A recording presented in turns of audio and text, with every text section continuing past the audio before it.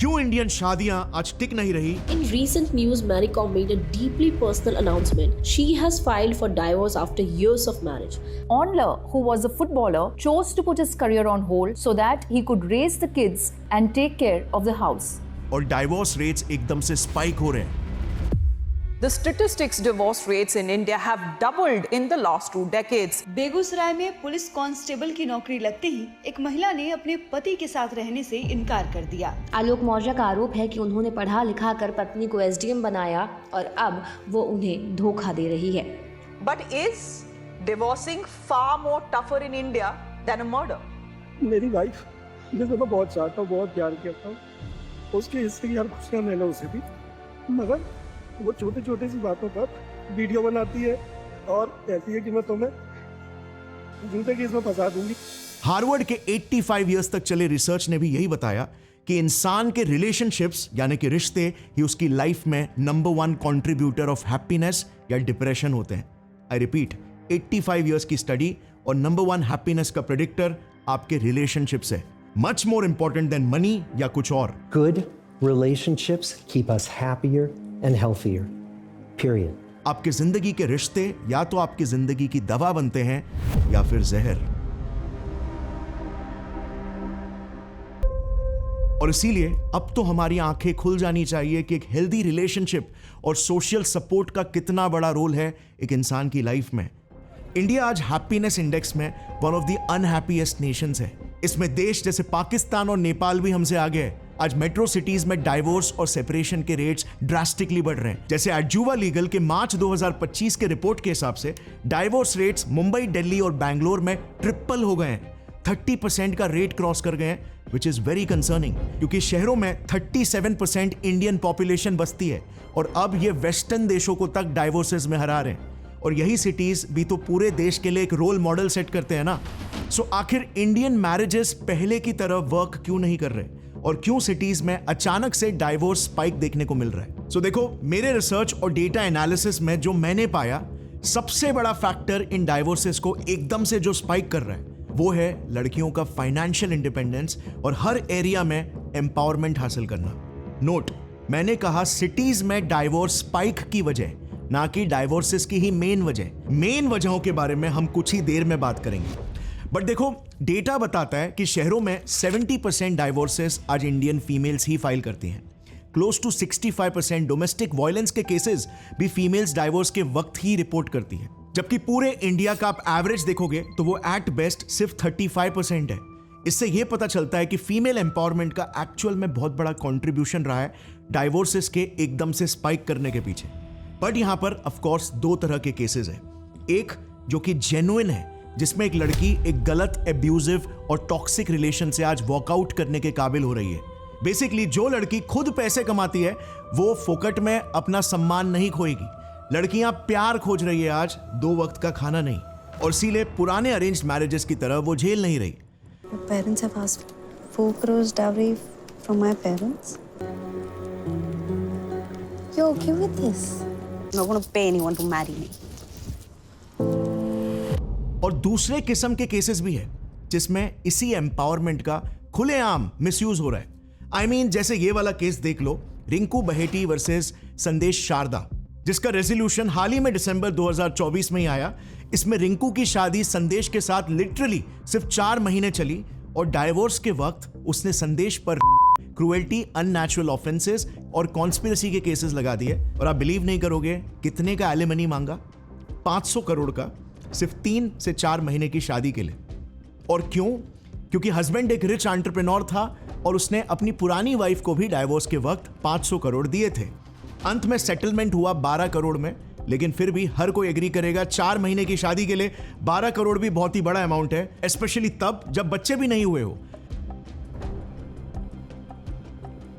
Supreme court का यह statement था कि पिछले कुछ सालों में हम ऐसे केसेस को बढ़ते हुए देख रहे हैं जहां पर औरतें एक कॉकटेल ऑफ केसेस लगा देती है कंबाइंड पैकेज की तरह, ताकि इतने केसेस को देखकर ज्यादा से ज्यादा एलिमनी का अमाउंट क्लेम किया जा सके। ये केसेस डोमेस्टिक वायलेंस के हो सकते हैं, cruelty, rape, dowry harassment, etcetera etcetera. आपने उसका जो श्रीधन है वो दे दिया है। हाँ, जो उसके साथ में अत्याचार हुआ है उसका अभी आपने उसकी जिंदगी खराब कर दी है। आपने उसको यूज किया है 1 साल, जो भी 6 महीना जो भी यूज करके उसके जिस्म को नष्ट किया है और उसको एक बच्चा पैदा करके उसकी लाइफ को बर्बाद किया। मेरी लाइफ नहीं बर्बाद हुई भाई, तुम दूसरी शादी कर लोगे। तुम्हारी ब्रेक नहीं हुई है, तुमने एक बच्चा, आपने अपना पेट फाड़ के एक बच्चा नहीं पैदा किया है। मेरा मुंह कर रहा है, पागल लिखती तेरे को। श्रीधन कल उसके टेम्पो में डाल के उसके घर पे पहुंचा देना, जो भी कार्रवाई होगी मैं करेगी। समझ में आया? उसका मेंटेनेंस देना, उसके बच्चे का मेंटेनेंस देना। तुम्हारे बाप का राज चलता है। I am a heart patient ma'am, ठीक है। आई हैव अ लोन, ठीक है। I have HOC. Loan is not the consideration, वो है जजमेंट सुप्रीम कोर्ट का। आपके लोन, आपके इंस्टॉलमेंट्स, आपका सर सब गाड़ी का खर्चा, हाउस का खर्चा, हाउस रेंट, ये सब इसमें ऐड नहीं होता। अच्छा, कई मिसयूज के केसेस तो बहुत ही क्रिएटिव भी होते हैं। एक केस में तो एक लड़की सोनिया ने यूपी में लिटरली 4 बार शादी करके 4 बार डाइवोर्स किया और वो चारों आदमियों से मंथली एलिमनी वसूल रही थी। वो शादी के कुछ ही दिनों बाद अपने पतियों पर निगलेक्ट के चार्जेस लगाकर सीआरपीसी के सेक्शन 125 में मेंटेनेंस क्लेम कर लेती थी, जैसे कोई मस्त पैसिव इनकम का बिजनेस मॉडल हो। और फिर आगे जाकर उसके एक पति के प्राइवेट इन्वेस्टिगेशन से यह स्कैम सामने आया। एक ऐसा ही सिमिलर केस कर्नाटका में भी हुआ था। Woman in Karnataka married 7 husbands to get alimony from 6 husbands और अभी कोर्ट केस चल रहा है to get the alimony from the 7th husband। वाह, क्या बिजनेस मॉडल है। I think she deserves the best startup idea of the year award। एक case में तो एक औरत बलजीत कौर ने अपने ही पति तरसेम सिंह, एक हरियाणा गवर्नमेंट एम्प्लॉय को मार दिया।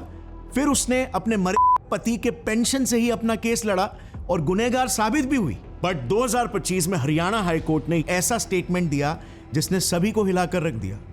Nobody butchers the hen giving golden eggs. The wife cannot be deprived of the family pension. ऐसे लिटरली हजारों केसेस है जिसमें फीमेल्स अपने ही डिफेंस के लिए मिले लॉज को हथियार की तरह यूज कर रही है। मैंने गौरव ठाकुर चैनल पर इसी टॉपिक पर एक पूरा पॉडकास्ट ही अपलोड किया है men's right activist Deepika Bhardwaj के साथ, जो ऐसे ही केसेस को एक्सपोज करके मर्दों के अधिकार के लिए लड़ती है। एक लड़की आपसे डेटिंग ऐप पे मिलेगी, हार्डली एनी कॉन्वर्जेशन हुई होगी, हाय हेलो ही हुई होगी, मैं ये करती हूँ, आप क्या करते हो, कहाँ रहते हो, अच्छा चलो शाम को मिलते हैं। ये वो लड़कियां हैं जिनमें से एक है गुड़गांव में, उन्होंने एक ही साल में 9 अलग अलग लड़कों के ऊपर 9 केसेस फाइल किए। 4-5 सालों में लगभग 6-7 लड़कों के खिलाफ झूठे केसेस फाइल किए। I feel that there are lot of innocent man who are gonna be sacrificed under this law. Basically Indian law का आईपीसी सेक्शन 498A काफी कंट्रोवर्शियल रहा है, जो औरतों को मर्दों के ऊपर झूठे टॉर्चर या डाउरी तक के केसेस लगा देने का पावर देता है, क्योंकि ये एक नॉन बेलेबल ऑफेंस है। यानी कि अगर किसी लड़के पर यह केस लगा दिया जाए और एफआईआर हो गई तो पुलिस बिना कोई खास एविडेंस के भी हिरासत में ले सकती है और उसे बेल भी नहीं मिलेगी। और फिर इंडिया में जैसे होता है, केस 4-5 सालों तक चलता रहेगा और अंत में 80 से 85% केसेस की तरह अगर लड़का इनोसेंट हुआ तो उसे बरी कर दिया जाएगा इतने सालों के मेंटल, सोशल और फाइनेंशियल टॉर्चर के बाद। आई रिपीट, 80 से 85% केसेस में लड़के इनोसेंट पाए जाते हैं। मैं 5 साल से सनोज जी के साथ रहती थी, लिव इन रिलेशनशिप में रहती थी, जो चीजें थी वो मेरी मर्जी से थी। और जब लिव इन में कोई रहेगा, फैमिली मैटर होता है, ये चीजें आम बात है। लड़ाई झगड़े तो हर किसी की फैमिली में होते हैं। लोग मुझे बहकाए जा रहे हैं कि ये है वो है, मैं हेल्प करूंगा। तो मैंने लिखा एफआईआर, अपने हाथों से लिखा। बेकार हो गया, 20 साल में टूट गए, क्या उम्मीद करें हम शरीर से ना टूट गए, अंदर से कुछ नहीं बचा हमें, परिवार हमारा नष्ट हो गया, भाई माँ बाप सब खत्म हो गए। और फिर अगर डाइवोर्स केस रहा होगा तो उसका डाइवोर्स एक्सेप्ट कर लिया जाएगा, बट स्टिल उसे एलिमनी देना पड़ जाएगा। There is no child. Her career has only flourished after marriage with Yuzvedna Chahal. So why 5 crores of alimony? मेरी आज की डेट में 3 साल की बेटी है। 3 साल के एज में मैंने सिर्फ उसको 1 साल ही पाला है। कहते 20 लाख दो, अपनी बेटी ले जाओ और फैसला कर लो। उस इनोसेंट लड़के के लिए लॉ का प्रोसेस ही पनिशमेंट बन जाएगा, न्याय तक पहुंचने का रास्ता कि उसकी जिंदगी को बर्बादी के खाई में ढकेल देगा। मैं मेरा बेटा 11 साल का हो गया, मैंने उससे सिर्फ 2.5 साल ही देखा उसकी पूरे 11 साल की एज में। 2 साल हो गए देखे हुए, 1 साल हो गया बात किए हुए भी, बिकॉज मैं सारी जगह से ब्लॉक हूँ।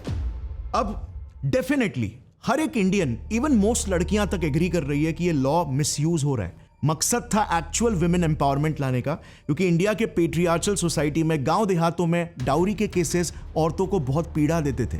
बट आज कुछ विकृत मानसिकता वाली लड़कियों के मिसयूज की वजह से हर लड़का इस लॉ का विरोध कर रहा है। You be okay with your partner taking dowry? Hell no. Seriously. Why are you asking for dowry? What am I, property that you don't want and taking against your will? Would you take alimony? Definitely. You gonna take alimony if something happens? Yeah. Why not? Okay. Why not? Is it okay if he asks for dowry as well? No. No. Why? I can take money from me. He can't take money from me. सो अब ऐसे में आपके मेरे जैसा एक common इंसान क्या ही कर सकता है?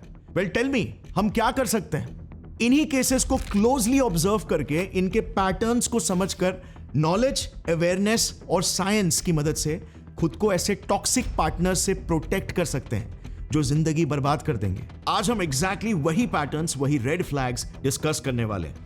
लेकिन उससे पहले एक और एक चीज जिसमें हम साइंस की मदद लेकर काफी इंप्रूवमेंट्स ला सकते हैं, फेशियल अट्रैक्टिवनेस, जिसमें a beautiful smile goes a long way. लेकिन अब तक क्रुकेड टीथ या गैप्ड टीथ का सिर्फ एक ही सोल्यूशन था, पेनफुल मेटल ब्रेसेस, जो हम सब जानते हैं दिखने में उतने अट्रैक्टिव नहीं लगते, पेनफुल होते हैं और उसमें पेशेंट्स को काफी फूड रिस्ट्रिक्शंस भी होते हैं। लेकिन जैसे मैंने आपको बताया, अब साइंस की मदद से टूथसी इसका एक काफी क्रिएटिव सोल्यूशन लेके आया है। टूथसी टीथ अलाइनर्स लगभग 6 से 12 महीनों के अंदर ही आपके टेढ़े मेढ़े दांतों को सीधा और दांतों के बीच के गैप्स को बंद करते हैं, much faster than traditional metal braces. और क्योंकि ये रिमूवेबल है, सो आपको आपके फेवरेट स्नैक्स पर कोई कॉम्प्रोमाइज नहीं करना पड़ेगा। इससे आप अपने ओरल हाइजीन भी काफी अच्छे से मेंटेन कर सकते हो। और सबसे इंपॉर्टेंट बात, दे आर कंप्लीटली इनविजिबल, सो इन्हें पहनकर भी यू कैन स्माइल कॉन्फिडेंटली। इन्हें बनवाने का प्रोसेस काफी सिंपल है। आपको बस टूथसी के वेबसाइट या ऐप पे जाकर अपने लिए 3D टीथ स्कैन बुक करना है। टूथसी के एक्सपर्ट्स आपके घर आते हैं, या आप चाहो तो इनके 25+ पैन इंडिया एक्सपीरियंस सेंटर्स भी विजिट कर सकते हो for the scan. Smile plan approve करते ही कुछ ही दिनों में आपके अलाइनर्स आपको डिलीवर कर दिए जाएंगे। टूथसी ने अब तक 3 लाख से भी ज्यादा स्माइल्स डिजाइन किए हैं, सो रिजल्ट्स आर गारंटीड। 100 से भी ज्यादा डेंटिस्ट और ऑर्थोडोंटिस्ट की बैकिंग है and the aligners are US FDA cleared too. So एक ब्यूटीफुल स्माइल आपका कॉन्फिडेंस काफी इंक्रीज कर सकती है, तो definitely consider checking out Toothsi teeth aligners to fix your misaligned और gapped teeth. Click on the link in the description to book a free teeth scan. Hurry, available for limited people only. और अब वापस से लौट आते हैं हमारे main topic पर। यू नो व्हाट, कड़वी रियलिटी ये है कि इवन दो आज IPC Indian penal code BNS यानी कि भारतीय न्याय संहिता में बदल गई है और नए अपडेटेड कानून आ गए हैं, बट अभी भी BNS के सेक्शंस 85, 86 IPC सेक्शन 498A के एग्जैक्ट कार्बन कॉपी है, यानी कि मर्दों की आवाज सुनी ही नहीं गई। अच्छा, हमने माना कि इंडियन लॉ में काफी लूपहोल्स है, बट हम इंडियंस के लिए जस्टिस की डिमांड और एक्सटॉर्शन में बड़ा फर्क होना चाहिए। जैसे ये वाला केस भी देखना मुझे काफी इंटरेस्टिंग लगा। बहुत ही छोटा सा केस है, लेकिन प्रॉब्लमैटिक माइंडसेट दर्शाता है। इसमें एक वेजिटेरियन लड़की ने एक वेज सैंडविच मंगवाया था, लेकिन गलती से चिकन सैंडविच आ गया और उसने एक बाइट भी गलती से टेस्ट कर लिया। अब ऐसे में आपको क्या लगता है कितने रुपीस का कॉम्पेंसेशन मिलना चाहिए इस गलती के लिए? वेल, कोई हेल्थ इंजुरी नहीं हुई है जो भी एक क्लॉज होता है, सो मे बी 5,000 या 10,000 रुपीज मैक्स, राइट? ये देखिए, ये 50 लाख रुपए मांग रही है क्योंकि सिवियर मेंटल ट्रॉमा हो गया। बहुत ज़्यादा ड्रेडफुल था एज अ वेजिटेरियन पर्सन। इसके बाद मैं डायरेक्ट कंज्यूमर कोर्ट में जाऊंगी। 50 lakhs का I have asked for a compensation which is also not enough for the incident that I have faced, but it's still not enough. I could have asked for 50 crores, तो भी वो justice नहीं देता जो मैंने face किया है, जो मैंने एक्सपीरियंस किया है। यार, इसे मांगते वक्त खुद भी हंसी आ रही है। अगर ये मेंटल ट्रॉमा है तो वो क्या है जो हमारे जवान बॉर्डर पर फेस करते हैं?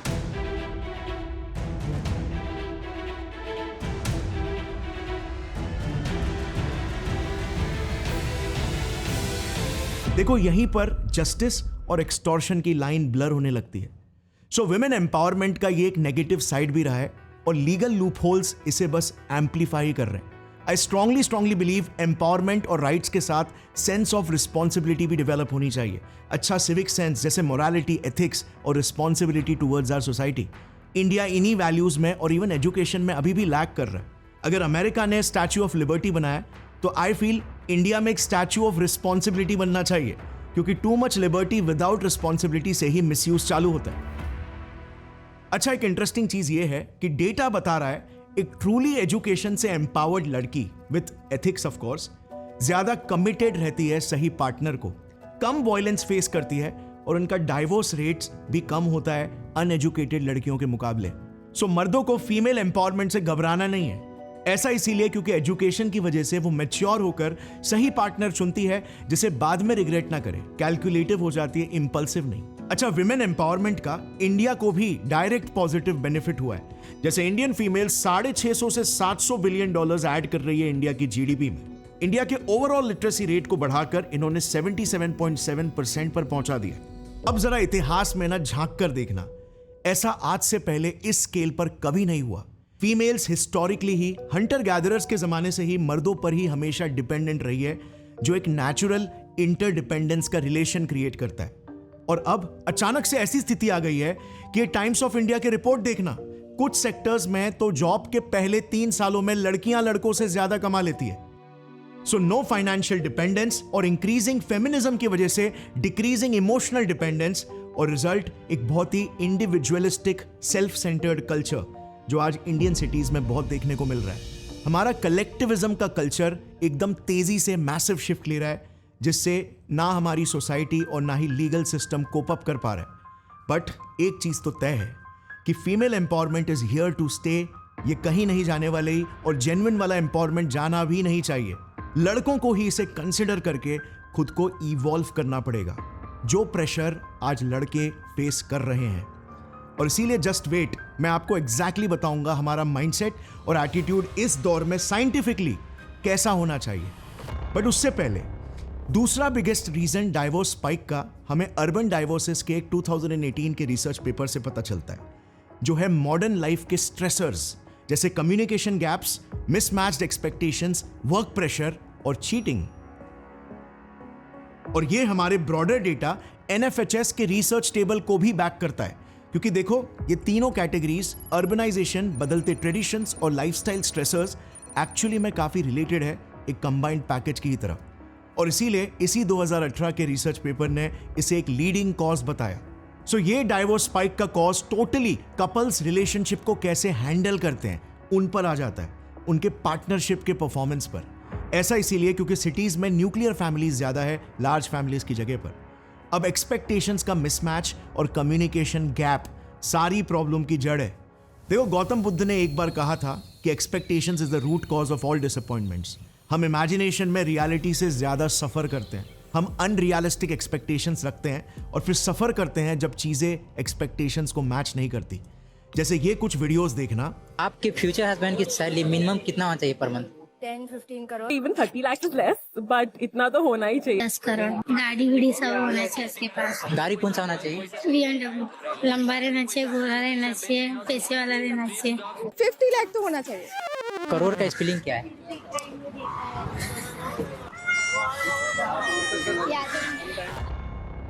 क्या ये एक्सपेक्टेशंस आपको अनरियल नहीं लग रहे?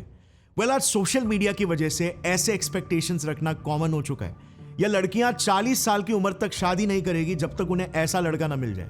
और परसेंटेज वाइज स्टैटिस्टिकली देखा जाए तो इसके चांसेस कितने हैं? What do you think like the probability is of meeting your man in the US? Like 85%. 17.5%. 40%. 95%. 70%. Actually 1.8%. Oh my God. Actually 0.061%. 0.79%. अगर लेट्स से एक अनरियलिस्टिक एक्सपेक्टेशंस वाली लड़की एक लड़के के साथ शादी भी कर लेती है, तो क्या वो वाकई में खुश रहेगी? क्या वो उसकी तहे दिल से रिस्पेक्ट करेगी? मिसमैच्ड एक्सपेक्टेशंस के इश्यूज ऐसे भी होते हैं कि लड़का सोचता है कि लड़की को घर का काम तो संभालना ही चाहिए, लेकिन लड़की सोचती है कि मैं तो मॉडर्न वाइफ हूं, मैं तो जॉब करूंगी। और परिवार भी नहीं चाहता कि लड़की जॉब करे, या फिर लड़की चाहती है कि लड़का उसे हर दिन खूब सारा समय दे, बट लड़का करियर फोकस्ड है, नहीं दे पा रहा। अब ऐसे में हम रियलिस्टिक होने की जगह पर आइडियलिस्टिक हो रहे हैं, फ्लेक्सिबल की जगह पर रिजिड हो रहे हैं। You know, if you're going to get married, you want a marriage that's going to last. What quality do you look for in a spouse? One quality.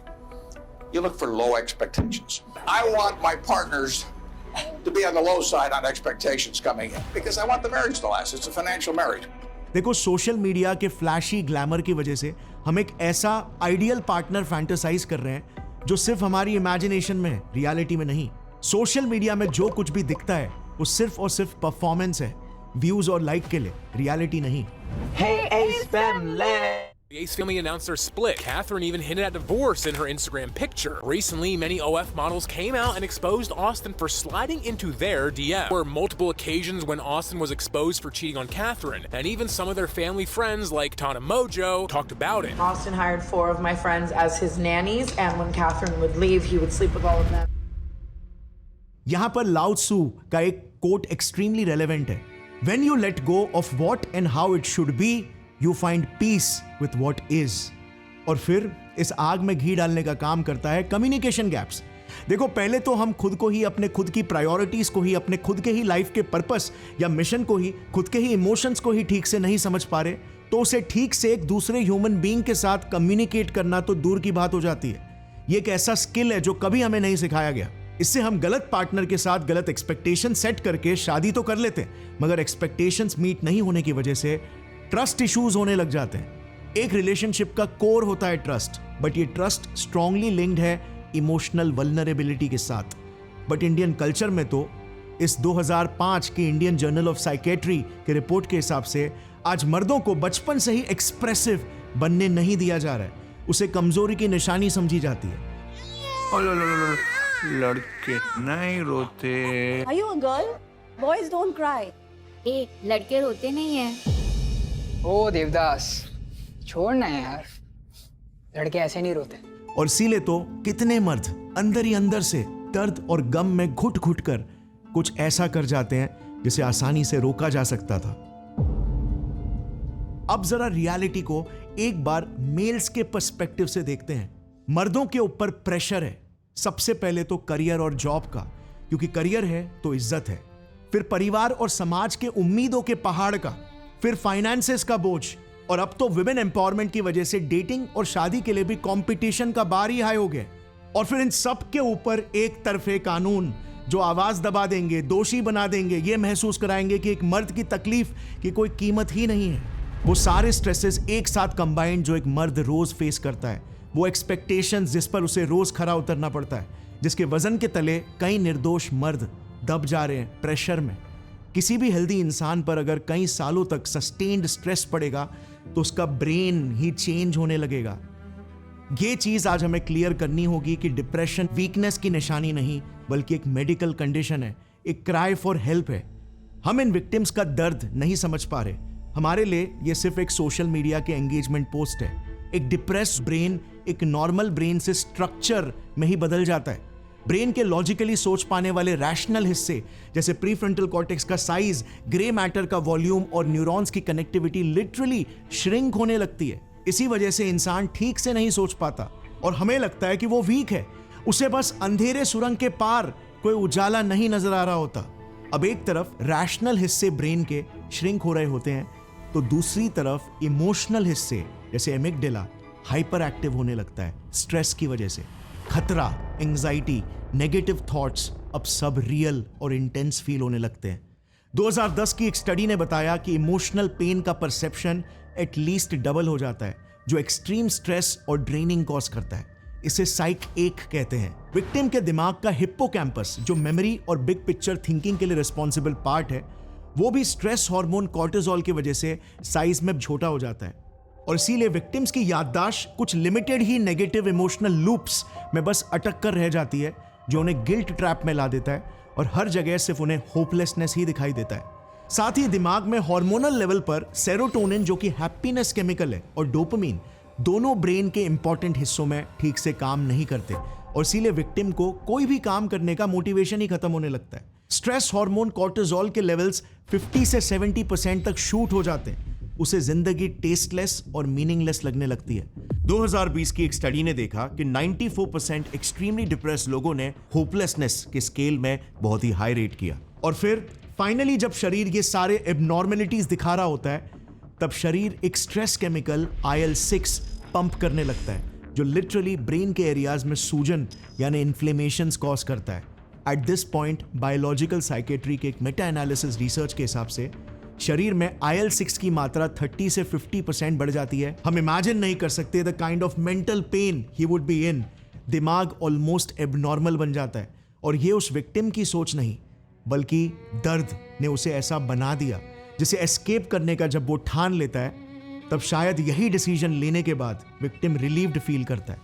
इन सभी केसेस में कोई काउंसलिंग की नहीं बल्कि इमीडिएट मेडिकल हेल्प की जरूरत होती है, मगर ना तो फैमिली एंड फ्रेंड सीरियसली लेते हैं और ना ही विक्टिम्स इस कंडीशन को सही लोगों के सामने एक्सप्रेस करते हैं या फिर हेल्पलाइन यूज करते हैं। मे बी शायद विक्टिम का दिमाग ही उस वक्त उसे धोखा दे रहा होता है, मदद मांगने से रोक रहा होता है, क्योंकि उसके पर्सपेक्टिव से शायद लाइफ की वैल्यू ही नहीं होती।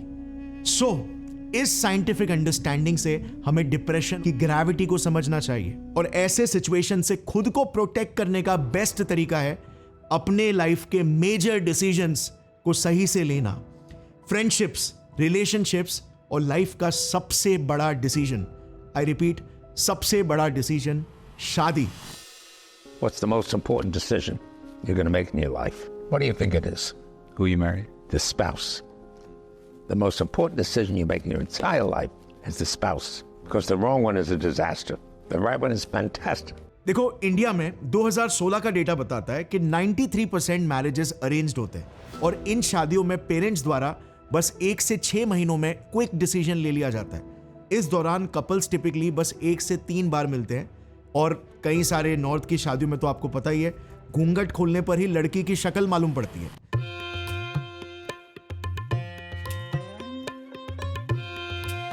2012 के एक लैंडसेट सर्वे ने बताया कि 40% औरतों की अपनी इच्छा मायने नहीं रखती और सबसे रिग्रेसिव बात, पार्टनर के इंडिविजुअल कैरेक्टर या कंपैटिबिलिटी के जगह सेम कास्ट वाले लड़कों को चुना ज्यादा जाता है, उन्हें प्रेफर किया जाता है।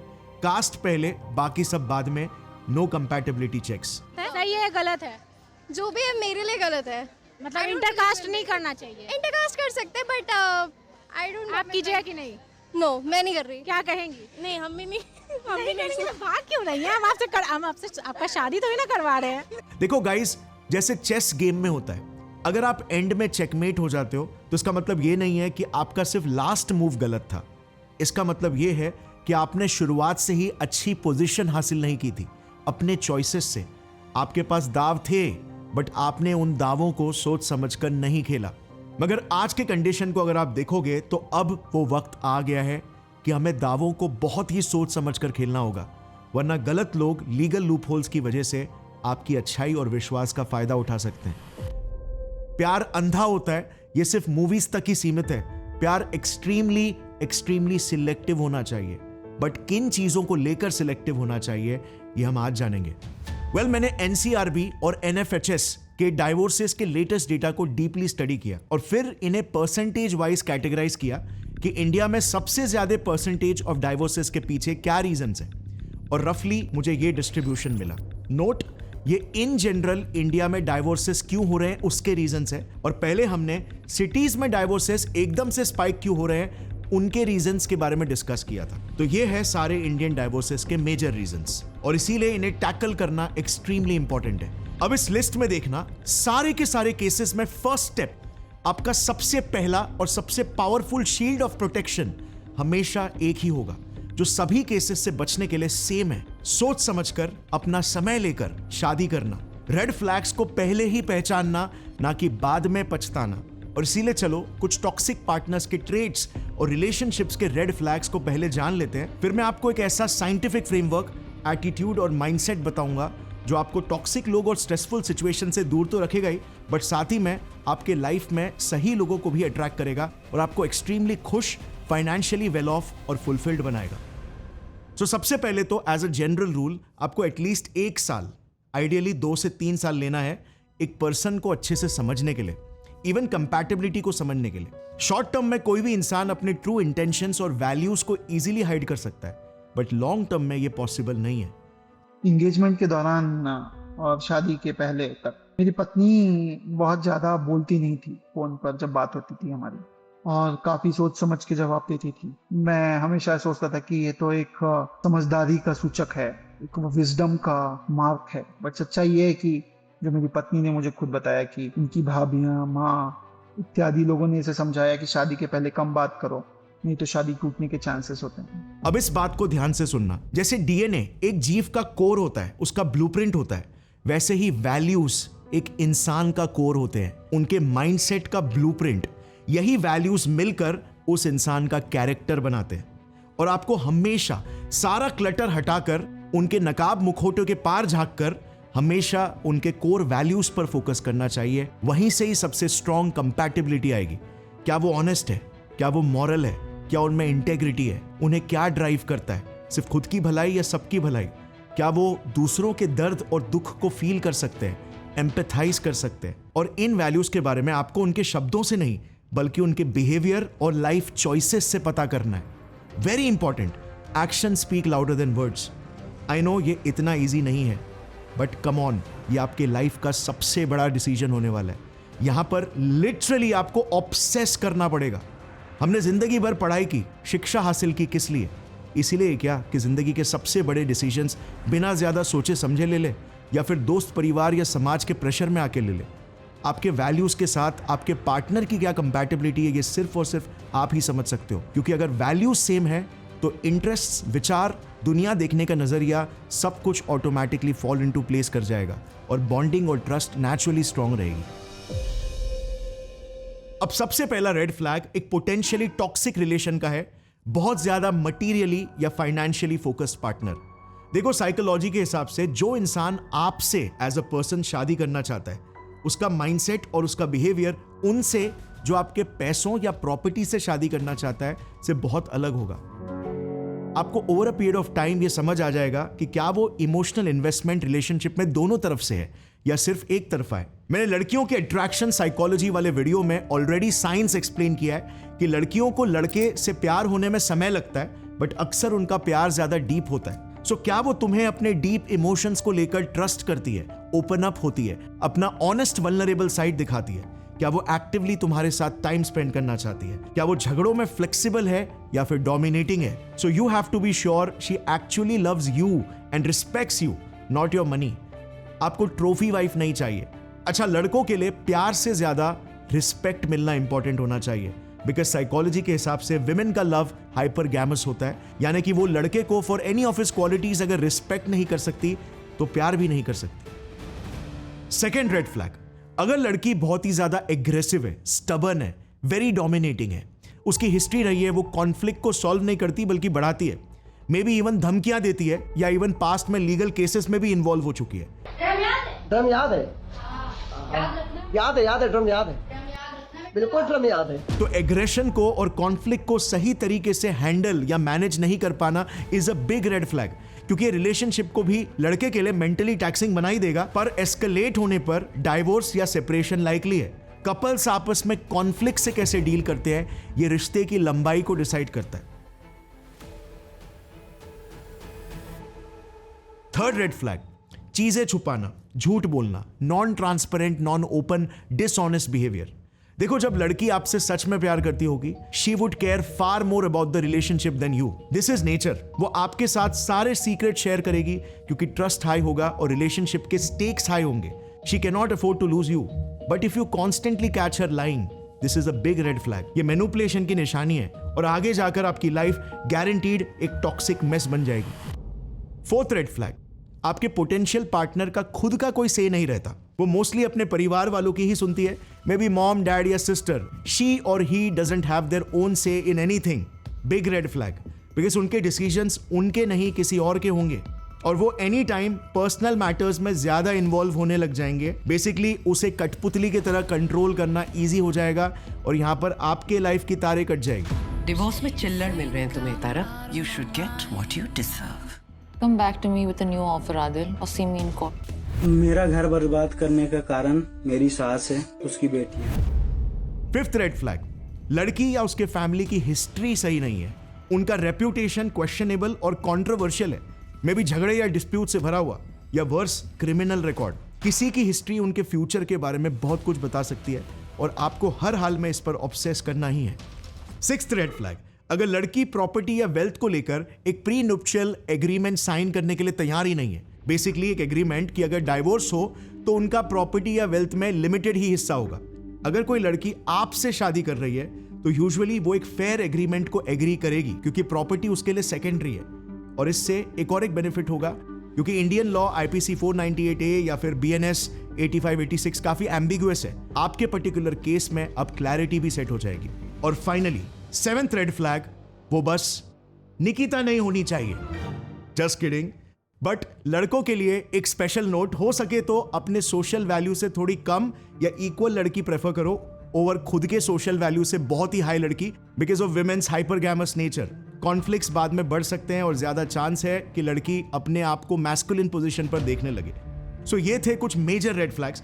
अगर आपको ये रेड फ्लैग्स मल्टीपल टाइम्स और रिपीटेडली दिखते हैं तो एक रेड अलार्म बजना चाहिए। और ये प्री सिलेक्शन सिर्फ रोमांटिक रिलेशनशिप के लिए नहीं, बल्कि मैं तो बोलूंगा इवन दोस्ती के लिए भी होना चाहिए। अब सेकंड स्टेप, आपको समझना होगा कि एक आइडियल रिलेशनशिप का डायनामिक कैसा होना चाहिए। साइंस के हिसाब से दोनों पार्टनर्स के बीच एक हेल्दी रिश्ता आखिर दिखता कैसे? इसे ना फ्रेंड्स हम एक सिंपल से एनिमेशन से समझते हैं ताकि आप कभी भी ना भूलो इसे। इमेजिन करो एक सीसॉ। इस सीसॉ के एक तरफ है वो ओवरऑल वैल्यू जो एक मेल ला रहा है रिलेशनशिप में, और दूसरी तरफ है वो ओवरऑल वैल्यू जो एक फीमेल ऑफर करती है एक रिलेशनशिप को। Yes, relationships are all about value exchange. Unconditional love नाम की कोई चीज नहीं होती, वो सिर्फ एक माँ ही अपने बच्चे से कर सकती है। और इस सीसॉ के दो पिलर्स जिसके ऊपर लिटरली ये टिका हुआ है वो है ट्रस्ट और कम्युनिकेशन। अब कॉन्सेप्ट एकदम सिंपल है। आपको जो वैल्यूज अपने पार्टनर में चाहिए, आपको रिटर्न में आपके पार्टनर को जो वैल्यूज चाहिए वो ऑफर करना होगा, सिंसियरली, ऑनेस्टली, ताकि रिलेशन बैलेंस्ड और स्टेबल रहे। और ये चीज आपको यूजुअली अपने पार्टनर के साथ शादी से पहले ही डिसाइड कर लेनी है, एक्सट्रीमली इंपॉर्टेंट। और फिर शादी से पहले समय लेकर आपको ऑब्जर्व करना है कि इन जनरल आपका पार्टनर आपको वो वैल्यूज दे सकता है क्या जो आपको चाहिए, और वाइसी वर्सा। अब एवोल्यूशनरी साइकोलॉजी के हिसाब से सबसे फंडामेंटल और प्रिमिटिव लेवल पर एक लड़के को एक लड़की से उसकी फर्टिलिटी, केयर और लॉयल्टी चाहिए। यानी लड़की fit, healthy, if possible attractive हो, अंडरस्टैंडिंग और लॉयल हो। और दूसरी तरफ फीमेल्स को मेल से स्ट्रेंथ चाहिए फॉर सेफ्टी, सिक्योरिटी और रिसोर्सेज चाहिए। यानी कि लड़का लड़की को हमेशा इमोशनली, फिजिकली और फाइनेंशियली सेफ फील कराए और साथ में लॉयल भी रहे। देखो, फीमेल्स हमेशा से वीकर जेंडर रहे और इसीलिए सिक्योरिटी उनकी सबसे प्रिमिटिव साइकोलॉजिकल नीड है। इसके पीछे का पूरा साइंस और एवोल्यूशनरी साइकोलॉजी मैंने साइंस ऑफ अट्रैक्शन के वीडियो में डिटेल में एक्सप्लेन किया है, जिसे आप बाद में ऊपर आई बटन दबाकर देख सकते हो। अब अगर स्टेप 1 में आपने अपना पार्टनर सही से चुना है, अपना समय लेकर, जिसमें कोई ऑब्वियस रेड फ्लैग्स नहीं थे, और दोनों अपने रोल्स को अच्छे से फुलफिल करेंगे स्टेप 2 में, तो एक्सट्रीमली कम चांस है कि प्रॉब्लम्स हो। बट अगर एक भी पार्टनर अपना रोल फुलफिल नहीं कर रहा तो सीसॉ वन साइडेड हो जाएगा और कॉन्फ्लिक्ट्स होना शुरू हो जाएंगे। ऐसे में कम्युनिकेशन सिर्फ गहरे जख्म पर टेम्पररी बैंडेड का ही काम करेगा, और अगर सिचुएशन के रूट पर काम नहीं किया जाए तो ट्रस्ट बहुत ही जल्दी ताश के पत्तों की तरह बिखर जाएगा। सो नंबर 1, सही पार्टनर चुनो। नंबर 2, रिलेशनशिप एक रिस्पॉन्सिबिलिटी है, सो अपना रोल समझो और सिंसियरली निभाओ, वरना रिलेशनशिप अवॉइड करना बेस्ट है। Look at salmon boy. अब फाइनली बात करते हैं स्टेप 3 की, जो है फोकस करना एक हेल्दी रिलेशनशिप वाले सीसॉ के 2 स्ट्रॉन्ग पिलर्स पर, ट्रस्ट और कम्युनिकेशन। सो ट्रस्ट क्या है? कई लोग इसका कोर समझ नहीं पाते, स्पेशली लड़के। ट्रस्ट का दूसरा नाम है इमोशनल वल्नरेबिलिटी या इमोशनल इंटीमेसी, जो एक्सट्रीमली इंपॉर्टेंट है। ट्रस्ट एक सर्दी भरी रात में एक गर्म से कंबल की तरह फील होता है, वार्म, सेफ और प्रोटेक्टेड। इसमें दोनों पार्टनर्स अपने डीप वरीज, फियर्स, डाउट्स, सपने, अरमान कंफर्टेबली शेयर कर सकते हैं एक दूसरे के साथ, बिना डर के कि सामने वाला मजाक उड़ाएगा, जज करेगा या छोड़कर चला जाएगा। ये वो डीप फीलिंग है कि I am accepted and loved for who I am. Imagine करो, राम एक मेहनती किसान है जिसकी पूरी फसल सूखे पड़ने की वजह से तबाह हो गई। फाइनेंशियल स्ट्रेस, शर्म, एम्बेरसमेंट और दुख में राम अपने जज्बात अपनी वाइफ के साथ शेयर करता है, तो उसकी वाइफ मीरा उसके जज्बात समझकर उसे हौसला देती है, यकीन दिलाती है कि वो इस सबसे लड़ लेगा और वो उसके साथ है। वो ना ताने मारती है, ना जजमेंटल होती है, ना स्ट्रेस बढ़ाती है, बल्कि सिर्फ एहसास दिलाती है, साफ साफ एहसास कि वो उसके साथ है। फिर वो दोनों डिसाइड करते हैं कि वो मीरा के भाई से उधार लेंगे और इस मुसीबत से बाहर निकलेंगे। ये है ट्रस्ट, जो एक लड़के में इतनी ताकत भर देगा कि वो फसल दोबारा क्या, दुनिया जीत लेगा। बट एक नोट ओवर हियर, लड़कों को सिर्फ इमोशनल होकर कमजोर और हेल्पलेस नहीं बन जाना है, बल्कि स्ट्रेंथ हासिल करके एक्शन लेना है। क्योंकि इमोशंस एक्सप्रेस करना कमजोरी नहीं, बट खुद को विक्टिम समझकर हार मान लेना कमजोरी है। और ऐसे में अगर कोई लड़की छोड़कर चली जाती है तो गलती लड़के की ही होगी। रिस्पॉन्सिबिलिटी, रिमेंबर, ऑफ कोर्स ये ट्रस्ट दोनों तरफ से होना चाहिए। जब मुंबई शहर में सोनिया को अपने पति राहुल पर शक होने लगता है कि उसे रोज ऑफिस से आने में देर क्यों हो रही है, और वो इनसिक्योर होने लगती है ये सोचकर कि कोई अफेयर तो नहीं चल रहा, तो राहुल उसकी इनसिक्योरिटी, एंग्शियसनेस और फियर्स को समझकर, एक्नॉलेज करके उसे पूरा एहसास दिलाता है कि ऐसा बिल्कुल नहीं है, वो सिर्फ हेक्टिक वर्क शेड्यूल्स में ऑक्यूपाइड था। फिर एफर्ट लेकर वो सोनिया को स्पेशल फील कराना भी नहीं भूलता है बाय थ्रोइंग हर सम सरप्राइज। ऐसी इमोशनल इंटीमेसी रिश्ते को स्ट्रांग बनाती है और ऑर्डिनरी इंडिविजुअल्स पावर कपल्स बन जाते हैं। अब बात करते हैं स्ट्रांग रिलेशनशिप डायनामिक के दूसरे पिलर, कम्युनिकेशन के बारे में।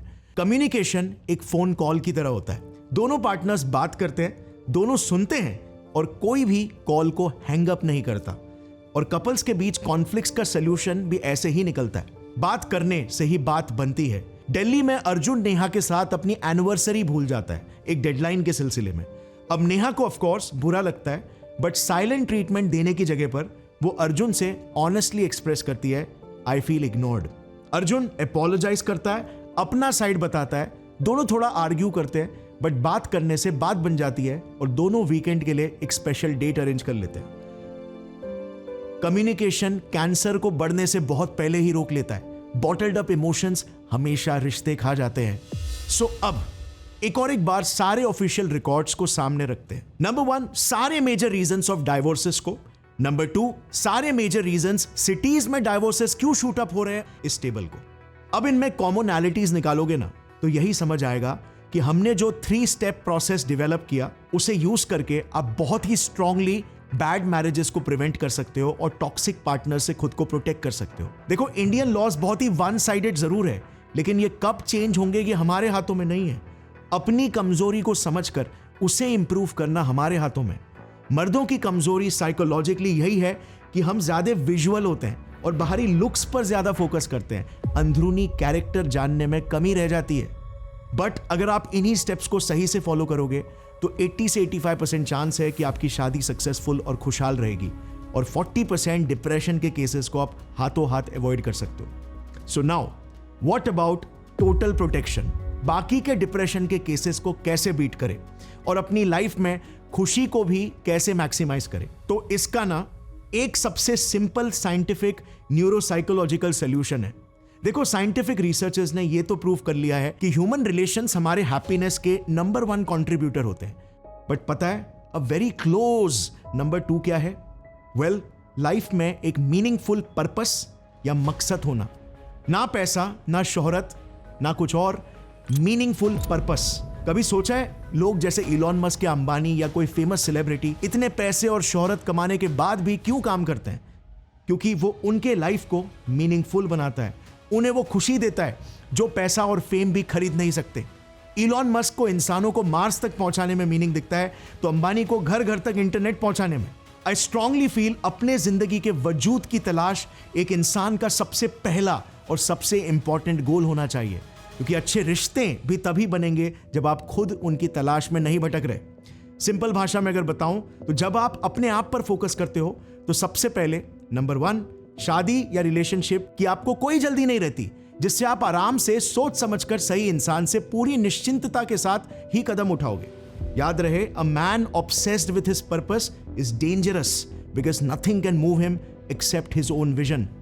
नंबर 2, आप अपनी जिंदगी को भी इतने अबंडेंस से भर लोगे, डेट, सक्सेसेस, फाइनेंसेस, अपॉर्चुनिटीज, सब कुछ, कि आप ये सारे ऑप्शंस में से हमेशा सबसे बेस्ट को ही इजीली सिलेक्ट कर पाओगे फिल्ट्रेशन के स्टेप्स को फॉलो करके, reducing the chance of ending up with a bad partner. याद रहे, a man who masters himself actually needs no one but is desired by everyone.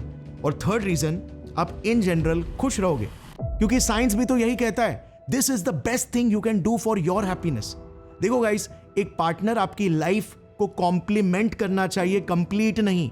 आपकी लाइफ को कंप्लीट करता है आपका खुद का पर्पस, चाहे कितना भी बड़ा या कितना भी छोटा क्यों ना हो। यही चीज आपकी लाइफ का मेजर हैप्पीनेस कंट्रीब्यूटर बनना चाहिए, क्योंकि ये 100% आपके हाथों में है और आपसे कोई छीन नहीं सकता। आपका पर्पस आपके साथ रहेगा इवन जब दुनिया आपको छोड़कर चली जाए। और इसीलिए ये वो सबसे सॉलिड चीज होनी चाहिए जिसके अराउंड आपको अपनी दुनिया बसानी है, और ये माइंडसेट आपको 10x पावरफुल बना देगा। पर्पस आपका वो पार्टनर है जो कभी धोखा नहीं देगा। उससे पहले प्यार करना सीखो, उससे स्ट्रेंथ और स्टेबिलिटी हासिल करना सीखो, क्योंकि यही स्ट्रेंथ आगे जाकर आपके रिश्तों को भी ग्राउंडेड रखेगा। आज इंडियन लॉज भले ही बायस्ड है, बट उसे कोसना हमारी तकदीर नहीं बदलेगा, मगर सेल्फ अवेयरनेस, नॉलेज और पावर ऑफ चॉइस जरूर बदलेंगे। क्योंकि याद रहे, हर एक लड़की एक जैसी नहीं होती, हर रिश्ता भी एक जैसा नहीं होता। गलत पार्टनर के साथ आप खुद की पहचान खो दोगे, तो सही पार्टनर के साथ आप खुद को और अपने वजूद को और गहराई से खोज पाओगे। अंत में एक खुश इंसान वो नहीं जिसे हर कोई प्यार करता है, बल्कि वो है जो अपने हाथों से जैसे भी हो सके एक खुशहाल जिंदगी बनाता है। गौरव ठाकुर साइनिंग ऑफ। जय हिंद।